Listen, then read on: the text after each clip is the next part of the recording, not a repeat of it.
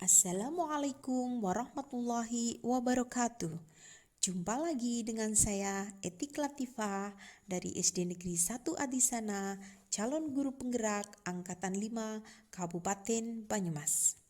Pada kesempatan kali ini, saya akan menyampaikan berbagi praktik baik mengenai konsep-konsep pada modul budaya positif, mengenai perubahan paradigma belajar, disiplin positif, motivasi perilaku manusia, kebutuhan dasar, posisi kontrol restitusi, keyakinan kelas, dan segitiga restitusi. Berikut pemaparannya.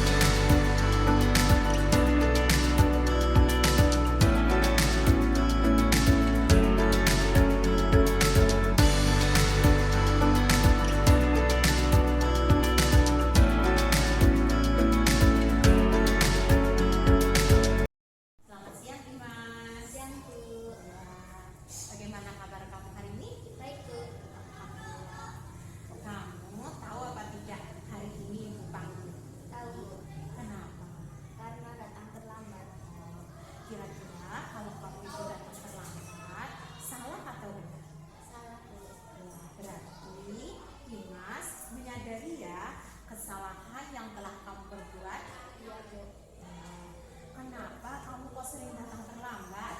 Itu malam. Kenapa kamu tidurnya sampai larut gitu? Apa yang kamu lakukan? Main handphone. Main handphone. Nah, baiklah.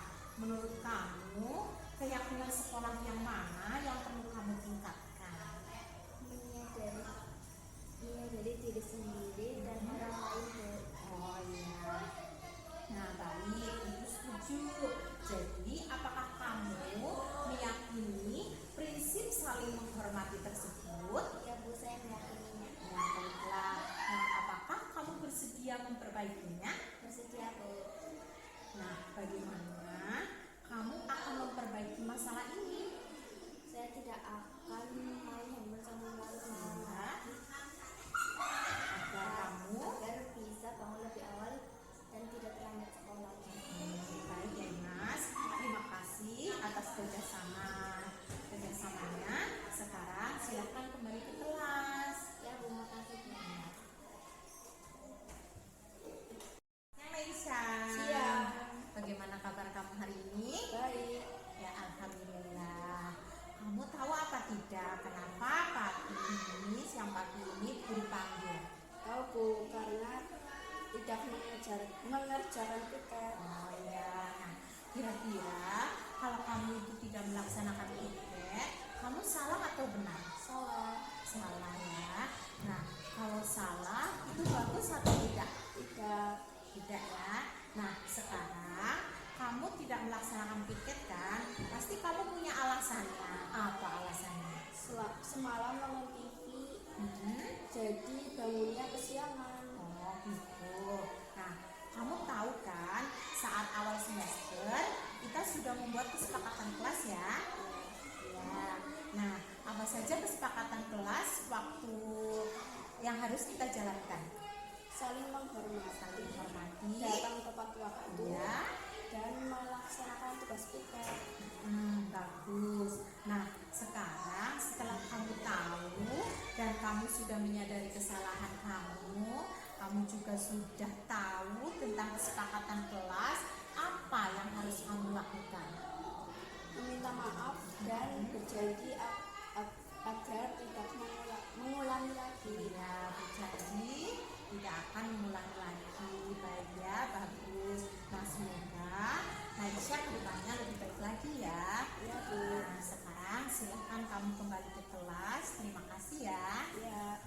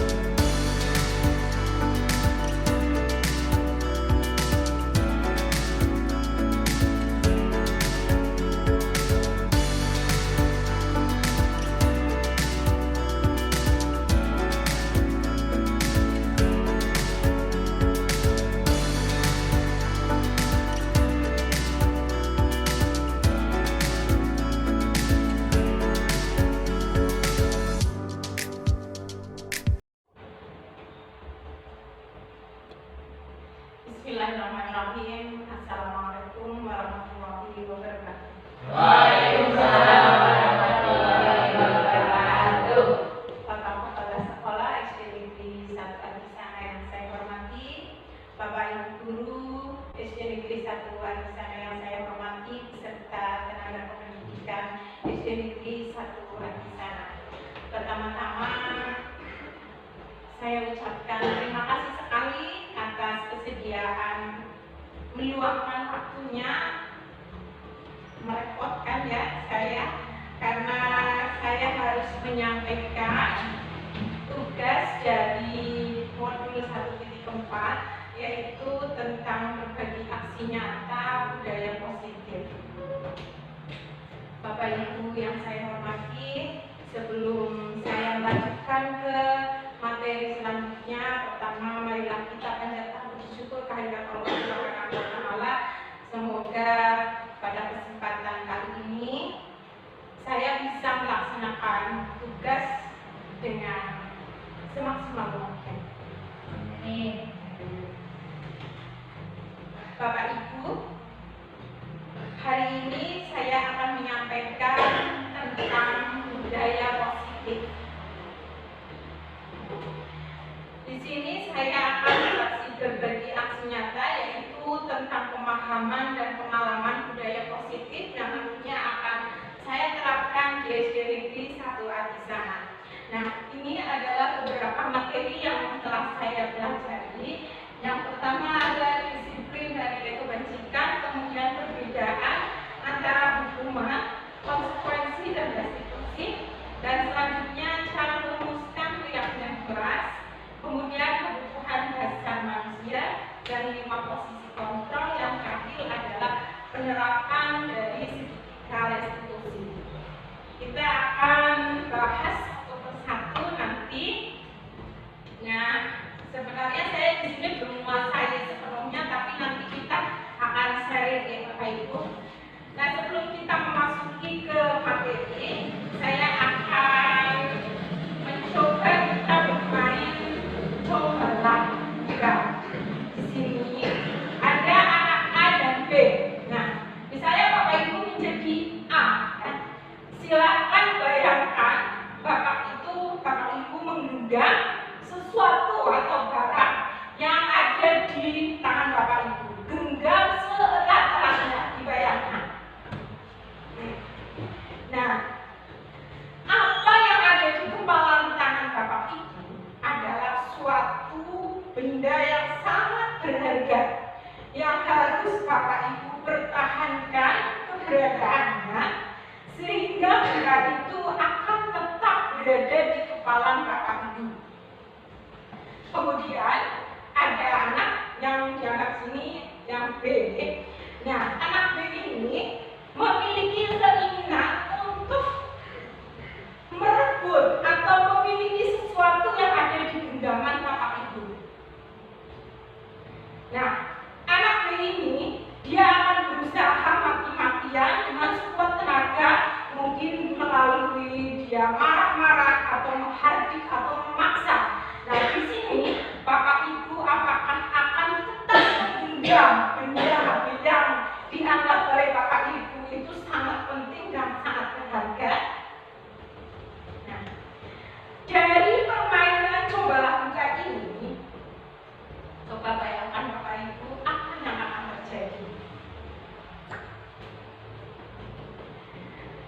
Apabila kita memiliki sesuatu, kita sebagai orang dewasa ataupun anak, jika memiliki sesuatu yang kita anggap itu sangat berharga, pasti kita akan mempertahankan barang yang kita anggap berharga itu. Nah, di sini bisa kita ambil kesimpulan. Kesimpulan yang pertama, Bapak Ibu akan bersedia membuka kepala Bapak Ibu itu dengan terpaksa atau bertahan dengan kepala tangan Bapak Ibu dengan sekuat tenaga untuk mempertahankan benda yang dianggap itu sangat berharga yang harus dipertahankan. Di sini maksudnya ketika ada anak, ya, seseorang anak akan melakukan sesuatu, kita itu tidak bisa memaksa. Ketika anak itu sudah memilih untuk melakukan, meskipun apa yang dilakukan anak itu adalah tindakan yang kurang positif, karena setiap tindakan itu pasti ada alasannya. Nah, menurut William Glasser, ini tentang teori kontrol akan meluruskan beberapa miskomunikasi atau anggapan tentang makna kontrol. Yang pertama, ilusi atau anggapan bahwa ketika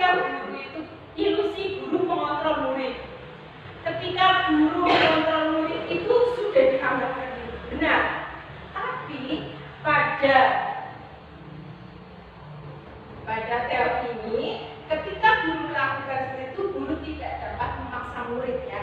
Ketika murid tersebut itu sudah memilih untuk melakukan sesuatu yang diinginkan.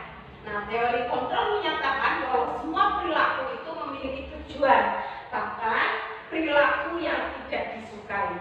Kemudian anggapan yang kedua yang menurut kita itu sudah benar, yaitu bahwa semua penguatan positif efektif dan bermanfaat.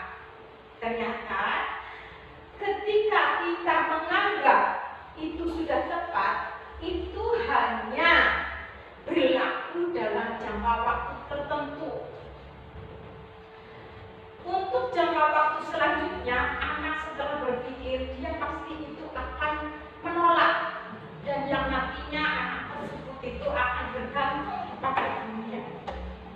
Kemudian anggapan atau miskonsepsi yang selanjutnya, yaitu ilusi bahwa kritik membuat orang merasa bersalah, dapat menguatkan karakter.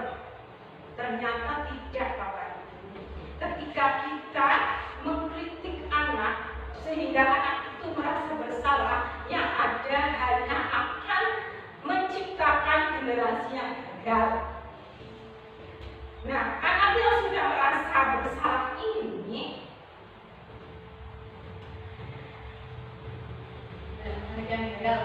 terus akan menimbulkan atau tercipta dalam diri anak itu menjadi buruk dirinya. Dirinya itu merasa buruk sekali dan merasa gagal dalam melakukan sesuatu. Kemudian miskonsepsi yang selanjutnya yaitu ilusi bahwa orang dewasa itu memiliki hak untuk memaksa. Nah, itu adalah kurang tepat, karena dengan ketika orang dewasa memiliki hak untuk memaksa, ini bukan tindakan yang efektif ya Bapak Ibu. Ini hanya untuk jangka panjang, hanya akan menimbulkan permusuhan atau rasa sakit hati yang mendalam pada diri anak. Nah, selanjutnya, bagaimana sih seseorang itu bisa merubah paradigma atau anggapan stimulus respon kepada pendekatan teori kontrol? Menurut Stephen, bila kita ingin membuat kemajuan perlahan, sedikit-sedikit, ubahlah sikap atau perilaku Anda. Namun, bila kita ingin memperbaiki cara-cara utama kita, maka kita perlu mengubah kerangka acuan kita. Nah, ubahlah bagaimana Anda itu melihat dunia dengan luas. Nah, bagaimana Anda berpikir tentang manusia, kemudian ubahlah paradigma atau anggapan yang ada sekarang yang tadi masih salah-salah dengan skema pemahaman dan penjelasan aspek-aspek tertentu tentang realitas.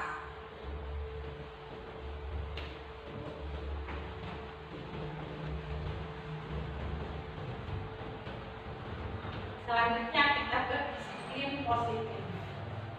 Disiplin positif, disiplin itu sendiri artinya adalah belajar. Namun dalam budaya kita memaknai suatu yang dilakukan seseorang untuk mendapatkan kepatuhan dan cenderung ke arah ketidaknyamanan. Jadi ketika anak atau kita melakukan sesuatu, itu terkadang berpikirnya itu hanya untuk menghindari ketidaknyamanan atau hukuman. Nah, disiplin yang dimaksud di sini adalah disiplin diri, yaitu disiplin yang tumbuh dari diri sendiri, individu itu sendiri. Nah, individu itu memiliki motivasi internal dari dalam sendiri dan tidak akan terpengaruh adanya hukuman atau hadiah. Jadi, yang diharapkan di sini anak-anak memiliki disiplin positif, maksudnya ketika anak melakukan sesuatu itu sudah dari kesadaran dirinya, bukan karena sebuah iming-iming. Sebagai contoh misalnya kelas kecil ya, ketika selesai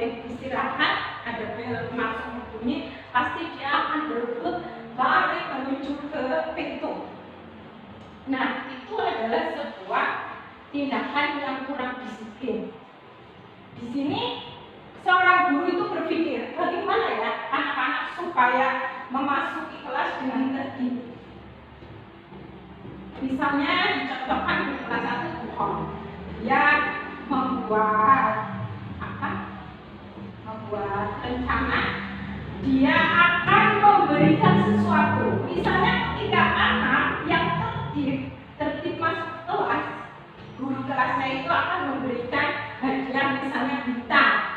Pasti anak-anak tersebut akan berlatih tenang, disiplin, masuk ke dalam kelas secara berurutan. Tapi ini bukan disiplin yang dimaksud. Karena anak masuk ke kelas disiplin karena dia mengharapkan sebuah imbalan, yaitu memperoleh bintang. Lanjut ke teori motivasi, hukuman, dan penghargaan, kemudian restitusi. Hudson dalam bukunya menyatakan ada 3 motivasi perilaku manusia. Perilaku manusia yang pertama, untuk menghindari ketidaknyamanan atau hukuman. Yang kedua, untuk mendapatkan imbalan atau penghargaan dari orang lain. Yang ketiga, untuk menjadi orang yang mereka inginkan dan menghargai diri sendiri dengan nilai-nilai yang mereka percaya. Karena itu, mari kita merefleksikan diri kita sebagai seorang guru, kita sudah memiliki motivasi yang mana dari 3 ini.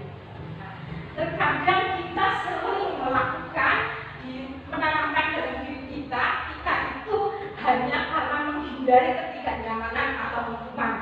Karena adanya sebuah aturan, misalnya ketika kita dituntut berangkat gasik sebelum jam 7. Itu karena ada aturan, bukan ya tetap berangkatnya bisa gasik sebelum jam 7 sudah berada di sekolah, tapi bukan karena kesadaran dari diri sendiri, tapi karena adanya aturan dan jika melanggar nanti akan mendapatkan teguran dari atasan. Untuk mendapatkan imbalan atau penghargaan dari orang lain, misalnya ketika kita berprestasi, memiliki prestasi atau keterampilan atau skill, di sini butuh pengakuan dari orang lain. Ini yang dimaksud seperti itu. Nah, yang diharapkan bukan yang seperti itu. Kemudian yang ketiga, ini motivasi yang ketiga menjadi orang yang mereka inginkan menghargai diri sendiri. Jadi ketika kita berangkat ke sekolah tepat waktu, pulangnya sesuai dengan aturan yang sudah ditentukan, ini benar-benar tumbuh dari dalam diri individu itu sendiri. Itu yang diharapkan seperti itu. Jadi bukan karena ada tekanan, paksaan, atau ancaman dari manapun, tapi itu sudah tumbuh dari diri kita masing-masing. Begitu juga anak. Selanjutnya untuk perbedaan antara hukuman, konsekuensi, dan restitusi. Hukuman yang pertama. Hukuman ini bisa dilakukan atau diberikan berupa fisik atau psikis. Nah, apabila kita memposisikan diri sebagai penghukum, yang ada anak itu akan tersakiti dan tidak merasa nyaman. Kemudian dalam jangka panjang, ketika anak mendapat hukuman dari gurunya, dia pasti akan teringat terus sampai dia tua. Pasti, karena posisi kita sebagai penghukum ketika menjumpai anak-anak kita yang kurang disiplin atau melakukan kesalahan, kita memposisikan diri kita sebagai penghukum, nanti akan meninggalkan bekas yang kurang positif. Yang selanjutnya konsekuensi. Konsekuensi ini sudah terencana, harus terjadi, tidak nyaman tapi hanya dalam jangka pendek. Misalnya, ketika ada seorang anak membawa air putih itu tumpah di kelas. Terus konsekuensi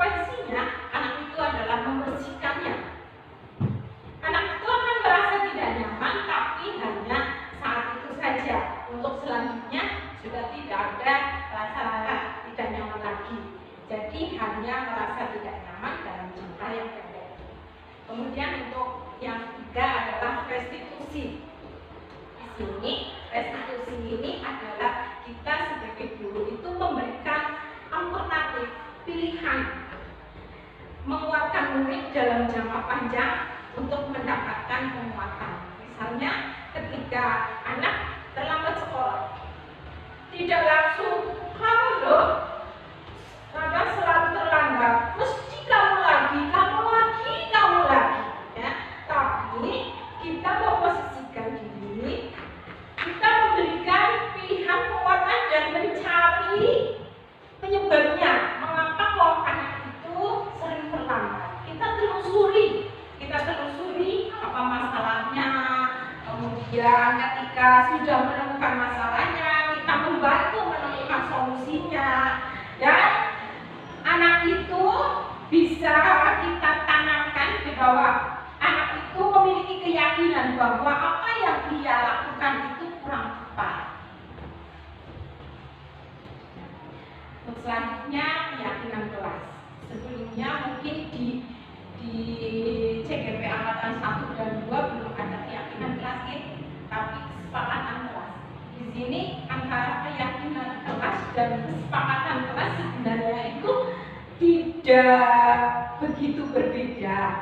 Ketika yang kesepakatan kelas itu adalah kesepakatan yang dibuat oleh satu kelas. Ketika sebagian besar kok setuju, berarti itu dijadikan sebuah kesepakatan. Ketika ada anak yang melanggar kesepakatan kelas itu, berarti anak tersebut akan mendapatkan sanksi. Seperti itu ya. Nah, tapi untuk keyakinan kelas di sini adalah sesuatu yang dapat dilakukan di lingkungan kelas. Pembuatannya melibatkan semua warga kelas melalui kegiatan curah pendapat.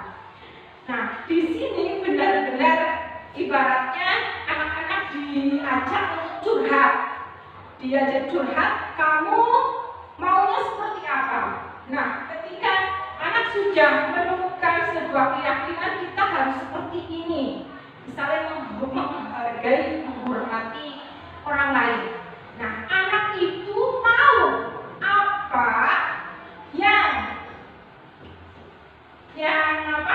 yang akan terjadi ketika anak itu tidak menghormati atau tidak menyayangi temannya. Jadi sebab akibatnya terus dampak positif dan negatif dari keyakinan kelas itu sendiri anak memahami. Nah, cara merumuskan keyakinan kelas ini siswa diajak berdiskusi oleh guru tentang apa yang diinginkan disepakati bersama dengan tujuan itu untuk menumbuhkan budaya positif di sekolah. Di sekolah kita sudah ada beberapa budaya positif yang sudah berjalan bagus, diantaranya yaitu sholat berjamaah. Dulu itu sudah diprogramkan oleh teman kita Bu Nur Hasanah untuk aksi nyatanya ya.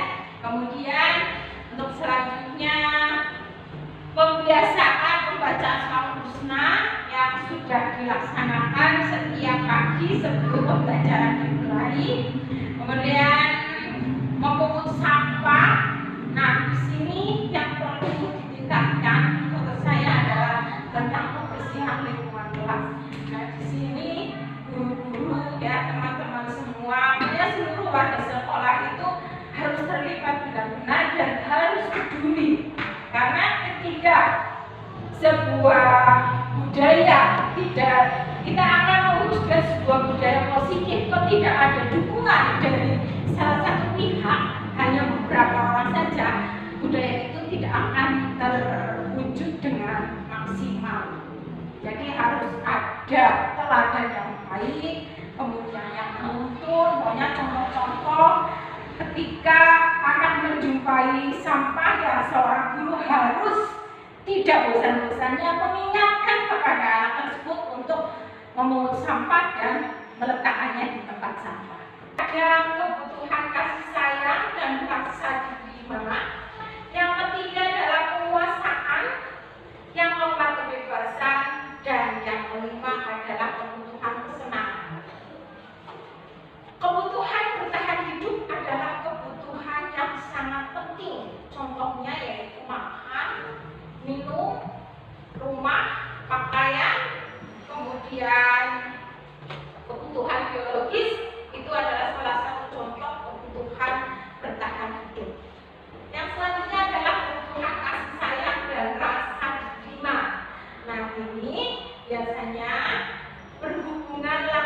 dengan sebuah komunitas atau kelompok atau keluarga atau teman.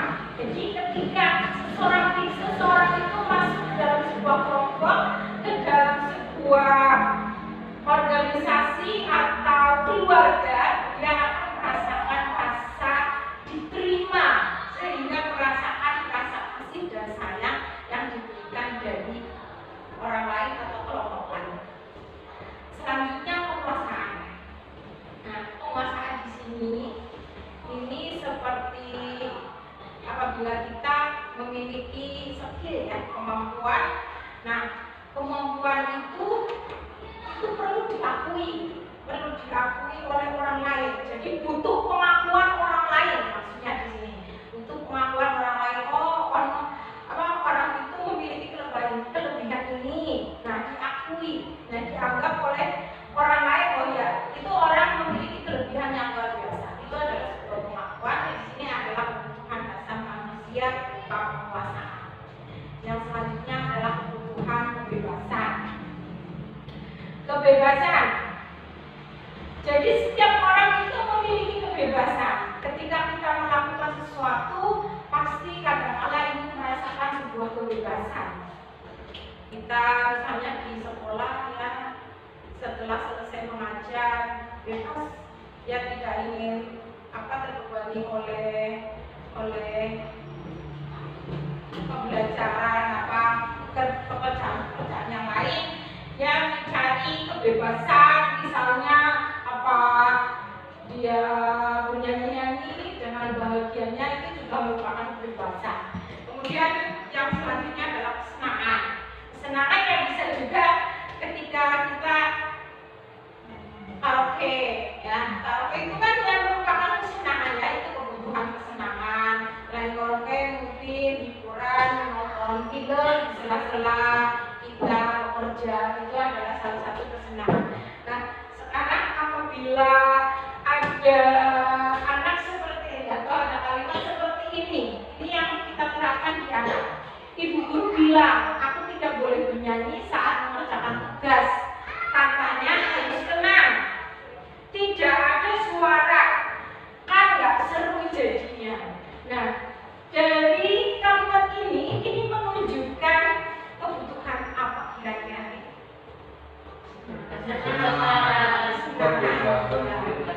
Ya. Terus yang kedua, ibu guru tidak menyapaku hari ini, padahal aku pakai jepit rambut baru. Ini adalah kebutuhan kasih sayang. Jadi ketika anak kita, anak didik kita kok ada sesuatu yang berbeda, ya alangkah baiknya kita memberikan komentar biar anak-anak itu merasakan kebutuhan hidupnya itu terpenuhi. Selanjutnya, aku bosan, masa belajarnya cuma gitu-gitu aja, dengerin guru aja. Ini apa? Nah, kebebasan, ya, ini kebebasan. Yang selanjutnya, aku merasa bangga dan keren. Ini, ya, yang kekuasaan, ya. Nah, jadi kira-kira itu kebutuhan 5 kebutuhan dasar manusia. Kemudian sekarang kita ke 5 posisi kontrol. Sebagai guru itu harus mampu atau harus mengetahui 5 posisi kontrol kita sebagai yang pertama sebagai penghukum, yang kedua terkadang kita memposisikan diri kita sebagai pembuat merasa bersalah, juga sebagai teman dan pemantau. Yang kelima adalah manajer. Setelah saya mempelajari modul ini, saya merefleksikan diri saya sendiri. Ternyata selama saya menjadi seorang guru, saya itu sering sekali memposisikan diri saya di mana posisi diri itu adalah posisi yang kurang tepat, yang dirasa itu bukan posisi yang ideal sebagai seorang guru yang bijaksana. Nah, kita akan bahas satu persatu tentang 5 posisi kontrol. Yang pertama, posisi kontrol atau posisi kita sebagai seorang penghukum. Nah, penghukum tadi itu verbal. Fisik berarti kita misalnya memukul, jewer gitu nih. Kemudian verbal berarti dari kata-kata. Nah, posisi seorang guru sebagai pemukul biasanya dia itu akan ditanya, patuhi aturan saya atau awas. Nah, kamu selalu saja salah. Ini kalimat-kalimat yang biasanya dilontarkan seorang guru yang posisinya sebagai pemukul. Selalu pasti, selalu yang terakhir selesai kamu. Nah, ini adalah posisi sebagai pemukul seorang guru. Ciri-cirinya ketika guru itu memposisikan dirinya sebagai seorang pemukul, yang pertama adalah nada suaranya tinggi. Yang kedua, mata terkadang melotot. Ya. Kemudian sambil menunjuk-nunjuk dan menghardik anak. Ini adalah posisi sebagai pemukul. Nah, ternyata posisi kita sebagai pemukul ini adalah posisi yang sangat fatal karena bisa menumbuhkan rasa dendam pada diri anak itu sendiri yang akan terbawa sampai tua nanti.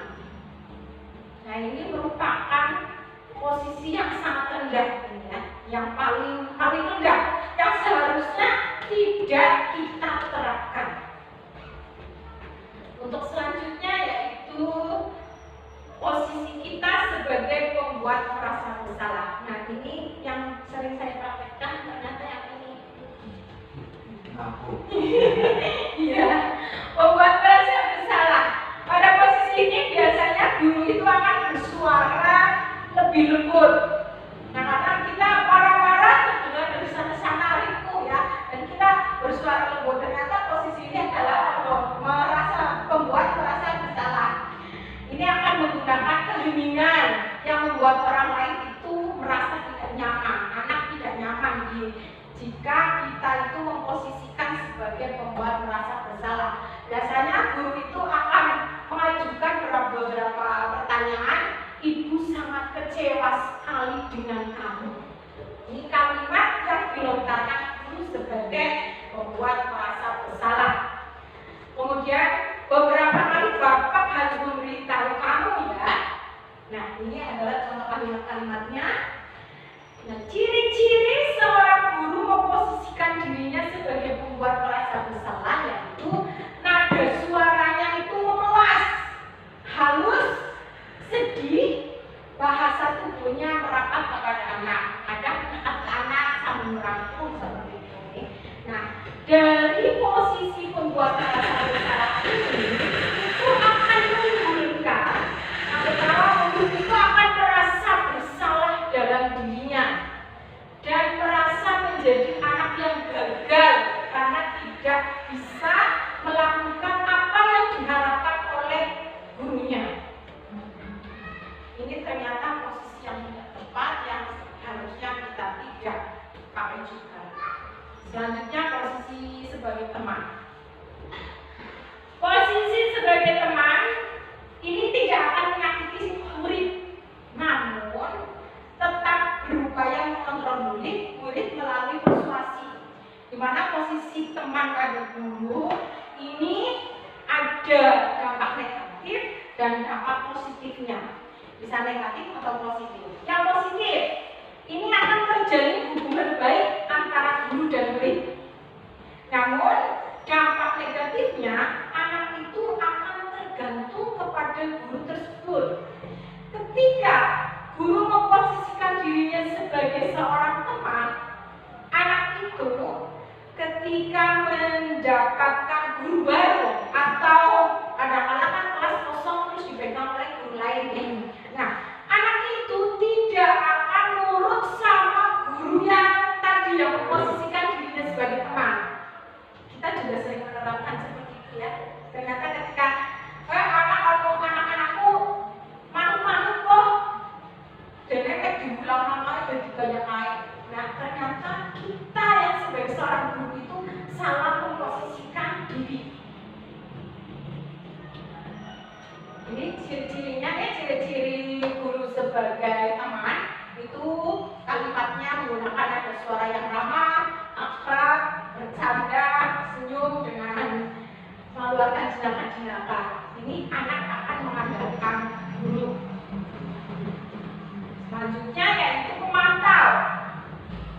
Posisi guru sebagai pemantau di sini berarti mengawasi. Mengawasi, kita bertanggung jawab atas perilaku orang yang kita awasi. Posisi pemantau berdasarkan ada peraturan, ini peraturan dan konsekuensi. Juga ada sanksi. Misalnya ketika ada anak tidak mengerjakan tugas, dia tahu konsekuensinya. Ketika anak tidak mengerjakan tugas, konsekuensinya misalnya dia harus mengerjakan menggantinya ketika di jam istirahat seperti itu. Berarti anak itu ketika istirahat tiba, dia kan harus mengerjakan tugas. Nah, anak itu akan kehilangan waktunya untuk istirahat dan bermain dengan teman-temannya. Biasanya seorang guru dalam posisi pemantau akan melontarkan kata-kata peraturan apa? Peraturannya yang mana? Yang apa? Yang telah kamu lakukan. Kemudian sanksi atau konsekuensinya apa ketika kamu tidak melakukan atau melanggar ini. Nah, ini adalah beberapa pertanyaan yang dilontarkan dan ciri-cirinya ketika guru sebagai seorang pemantau, nada suaranya itu datar, bahasanya bahasa tubuh formal, dan untuk murid sendiri, murid akan memahami konsekuensi dan guru tidak akan menunjukkan emosi yang berlebihan. Selanjutnya adalah posisi kontrol sebagai manajer. Nah, di sini seorang manajer adalah posisi di mana guru itu berbuat sesuatu bersama dengan murid, kemudian mempersilahkan murid itu mempertanggungjawabkan perilakunya, mendukung murid agar dapat menemukan solusi-solusi dari permasalahan yang dihadapinya. Seorang manajer ini telah memiliki keterampilan di posisi teman maupun pemantau. Dengan demikian bisa jadi di waktu-waktu tertentu kembali di waktu-waktu tertentu ya kepada kedua posisi tersebut bisa diberlakukan. Nah, biasanya kalau guru itu memposisikan dirinya sebagai seorang manajer, dia akan menyampaikan kata-kata, namun bila kita menginginkan murid ya, atau murid kita menjadi manusia yang merdeka, mandiri, bertanggung jawab, di sini guru itu hanya membantu menemukan masalah dan membantu menemukan solusi, bukan ditunjukkan. Tapi jadi guru itu menanamkan pada diri si anak bahwa dia tahu akan konsekuensinya dan tahu apa yang harus dilakukan setelah dia itu melanggar sesuatu. Apa yang harus dilakukan, dia mengerti, memahami dari dirinya sendiri, tidak ada dari manapun lah. Nah, ciri-cirinya ini kalau posisi sebagai seorang manajer ini kembali ke keyakinan kelas ya. Jadi anak itu mengetahui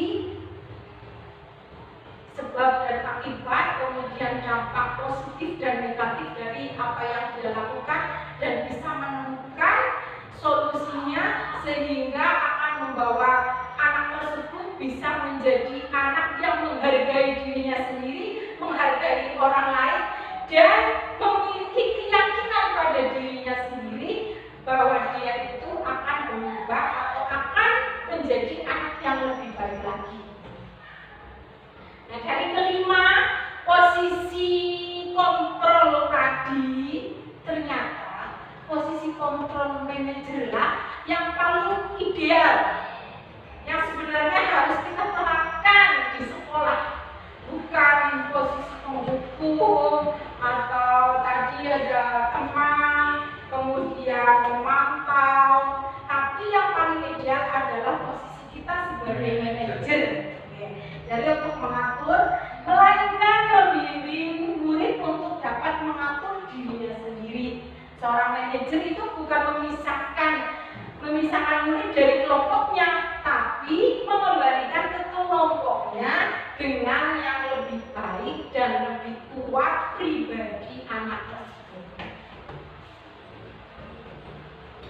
Yang terakhir tentang segitiga restitusi.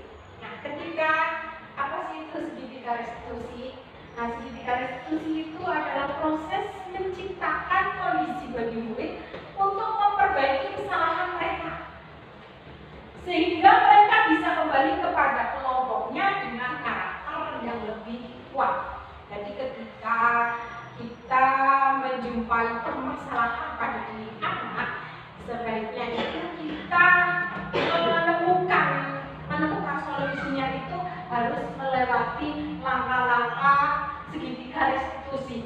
Tapi kok apa wajib harus ketiga-tiganya itu dilaksanakan? Tidak, tergantung ke berat ringannya sebuah masalah itu sendiri. Langkah-langkahnya yang pertama yaitu menstabilkan identitas. Yang kedua, validasi tindakan yang salah. Dan yang ketiga adalah menanyakan keyakinan. Akan kita bahas bersama-sama. Yang pertama, pada segitiga restitusi, langkah yang pertama yaitu menstabilkan masalah. Tujuannya, mengapa kok kita menstabilkan masalah, yaitu mengubah identitas anak dari orang yang gagal menjadi orang yang gagal karena melakukan kesalahan menjadi orang yang sukses, orang yang baik. Ini tujuan dari menstabilkan masalah. Nah, kalimat-kalimat untuk meyakinkan ketika kita menghadapi masalah di tahapan menstabilkan masalah, kita bisa mengungkapkan kalimat-kalimat yang pertama, berbuat salah itu tidak apa-apa. Tidak ada manusia yang sempurna. Saya juga pernah melakukan kesalahan seperti itu. Kita bisa menyelesaikan ini. Bapak atau Ibu tidak tertarik mencari siapa yang salah, dan yang diinginkan di sini adalah mencari solusi dari permasalahan yang kamu hadapi. Seperti itu. Nah, kamu berhak merasa begitu. Apakah kamu sudah menjadi teman yang baik buat dirimu sendiri? Ini adalah beberapa kalimat yang bisa disampaikan. Selanjutnya yaitu validasi tindakan yang salah. Jadi tahapan yang kedua, tujuannya yaitu memenuhi kebutuhan dasar. Kalau kita memahami kebutuhan dasar apa yang mendasari sebuah tindakan, kita akan bisa menemukan cara-cara yang paling efektif untuk memenuhi kebutuhan tersebut. Dalam tahapan validasi tindakan, seorang guru bisa menyampaikan beberapa kalimat, padahal kamu bisa melakukan yang lebih buruk dari ini ya. Ketika misalnya anak itu mau melakukan sebuah kesalahan, marah-marah ke teman, kamu pasti punya alasan. Karena sebuah tindakan apapun itu pasti ada alasannya. Kamu patut bangga pada dirimu sendiri karena kamu telah melindungi sesuatu yang penting buatmu. Kamu boleh mempertahankan sikap itu, tapi kamu harus menambahkan sikap yang baru. Sikap yang baru maksudnya di sini yaitu sikap yang sesuai dengan keyakinan kelas atau yang sudah diyakini kebenarannya. Yang terakhir yaitu menanyakan keyakinan. Tahapan menanyakan keyakinan ini memiliki tujuan ya. Ini berdasarkan teori kontrol menyatakan ketika identitas sukses telah tercapai, langkah satu, dan tingkah laku yang salah telah divalidasi, itu langkah dua, maka anak akan siap untuk dihubungkan dengan nilai-nilai yang dia percaya dan berpindah menjadi orang yang diinginkan. Nah, kalimat yang untuk meyakinkan pada tahapan menanyakan keyakinan yaitu apa yang kita percaya sebagai kelas atau keluarga, atau bisa apa yang kita percaya sebagai diri kamu sendiri. Terus apa nilai-nilai yang telah disepakati di kelas, misalnya apa? Kemudian anak, apa bayangan kita tentang kelas yang ideal? Anak itu pasti mampu sebuah kelas ini, kelasku harus seperti ini, kelasku harus baik seperti ini, kelas yang ideal seperti ini. Anak-anak pasti di dalam dirinya itu sudah ada pikiran seperti itu. Mungkin dia menginginkan sebuah pembelajaran yang tenang, yang nyaman, yang tidak membosankan. Itu mungkin pikiran mereka ya, bayangan mereka tentang sebuah kelas yang ideal itu seperti itu. Kemudian kamu mau jadi orang yang seperti apa? Nah, ketika kamu sudah tahu keyakinannya apa, anak itu tahu mau menjadi anak yang seperti apa. Anak yang baiknya seperti apa, itu anak tahu. Nah, Bapak Ibu yang saya hormati, dalam menciptakan budaya positif di kelas atau di sekolah, ada beberapa hal yang penting menurut saya. Yang pertama yaitu kerja sama warga sekolah, pokoknya seluruh stakeholder yang ada. Kemudian teladan ya, kita memberikan teladan dan tuntunan yang baik dari pimpinan, kemudian guru, tenaga pendidikan, semua yang ada di sini. Pokoknya kita harus mampu menjadi seorang teladan. Kemudian ketika melakukan proses pembelajaran dan kebiasaan ini, kita harus sungguh-sungguh agar yang menjadi kebiasaan itu nantinya akan menjadi sebuah budaya positif gitu. Harapannya ketika kita melakukan kebiasaan yang sudah baik ya, ini dipertahankan dan yang akhirnya itu akan menjadi sebuah budaya positif yang ada di sekolah kita, yaitu di SD Negeri 1 Artisana. Bapak Ibu, itu yang bisa saya sampaikan, beberapa materi atau ilmu yang saya dapat di modul 1 yaitu budaya positif berbagi praktik baik. Apabila ada pertanyaan, silakan. Silakan.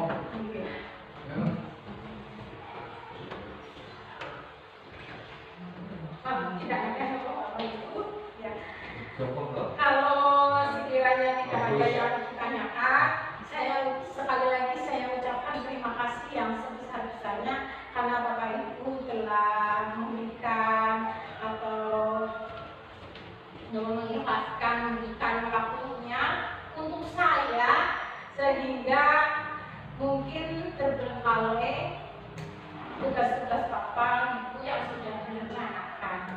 Nah, semoga kegiatan ini bermanfaat bagi diri saya sendiri dan bagi Bapak Ibu semuanya, bermanfaat, dan semoga kedepannya kita bisa bersama-sama memajukan SD Negeri 1 Artisana melalui budaya positif yang sudah kita terapkan untuk lebih baik lagi ke depan.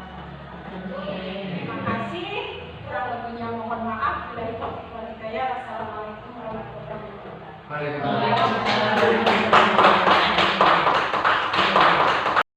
Bismillahirrahmanirrahim. Assalamualaikum warahmatullahi wabarakatuh. Kepada teman-teman semua, khususnya kepada Bu Etika Akifah yang telah memaparkan pemaparan tentang tugas sebagai calon guru penggerak, yang di sini adalah memaparkan tentang berbagi aksi nyata tentang budaya positif. Memang setelah mendengarkan pemaparan dari Ibu Etika Akifah tadi, dapat kita simpulkan yang hubungannya khususnya dengan anak didik dan lingkungan sekolah.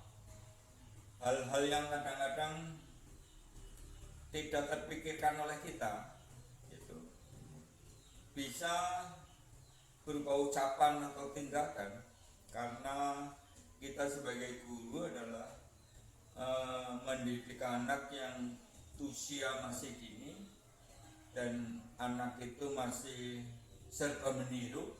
Kadang-kadang tingkah laku kita sebagai pendidik, sebagai guru akan cepat sekali ditiru oleh anaknya.